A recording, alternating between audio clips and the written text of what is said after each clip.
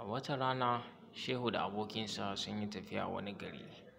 Garin cike yake da abubuwan ban mamaki da kuma ƙayatarwa.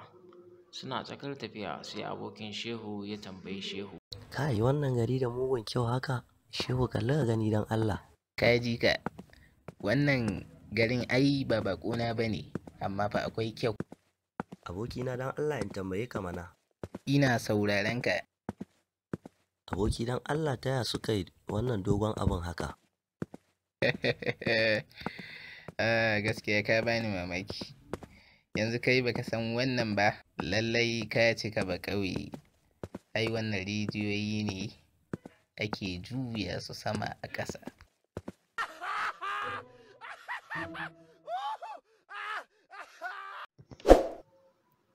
Ku danna mana subscribe da alamar ƙararrawa domin samun sabbin shirye-shiryenmu da zarar mun ɗaura.